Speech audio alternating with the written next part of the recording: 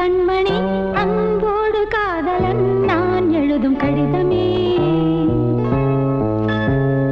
பொன்மணி உன் வீட்டில் சௌக்கியமா நான் இங்கு சௌக்கியமே உன்னை எண்ணி பார்க்கையில் கவிதை கொட்டுது அதை எழுத நினைக்கையில் வார்த்தை முட்டுது கண்மணி அன்போடு காதலன் நான் எழுதும் கடிதமே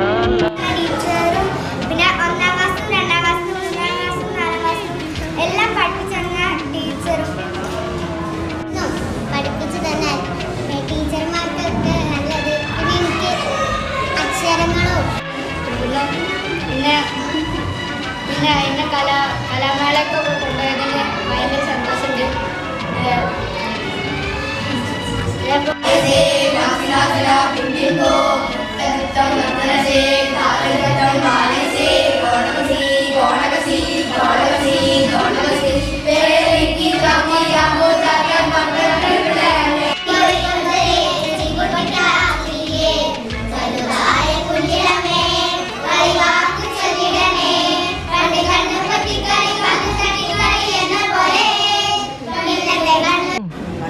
ദിവസമാണല്ലേ സങ്കടമാണ് സന്തോഷമാണ്. എൻ്റെ പ്രിയ ഈ മക്കൾ 6 വർഷത്തോളം ഇവിടെ നമ്മുടെ ഈ കലാലയത്തിൽ പഠിച്ചു വളർത്തുന്നത് നല്ല കുട്ടികളായിട്ടാണ് എനിക്കറിയാം.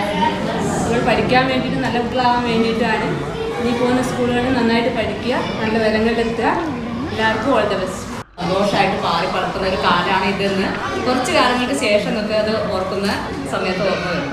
വളരെ സന്തോഷമുള്ള ഒരു കാലമാണ്. എന്നാലും ഞങ്ങൾക്ക് ഒത്തിരി സങ്കടമുണ്ട്. കാരണം നിങ്ങളെല്ലാവരും ഇവിടുന്ന് പോവുമല്ലേ, അപ്പോൾ ഞങ്ങളുടെ എല്ലാ രീതിയിലും എല്ലാ സമയത്തും പിന്നെ സത്യം പറയാച്ച ഈ ക്ലാസ്സിൽ 1-2 ഞാൻ എപ്പോഴെങ്കിലും കയറിയിട്ടുണ്ട്.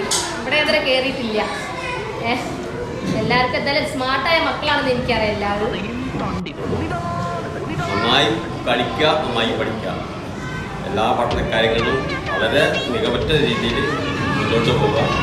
അവരും വളരെ ആക്റ്റീവായിട്ട് പങ്കെടുക്കും നമ്മുടെ മേളകളിലും അതുപോലെ സ്പോർട്സിലും അല്ലേ, ശാസ്ത്രമേളയിലും എല്ലാത്തിലും.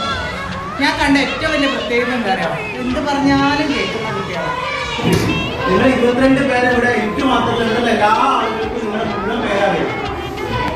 ബാക്കോട്ട് പോയി കഴിഞ്ഞാൽ നിങ്ങളവിടെ ബാക്കിലായി പോകുന്നത്.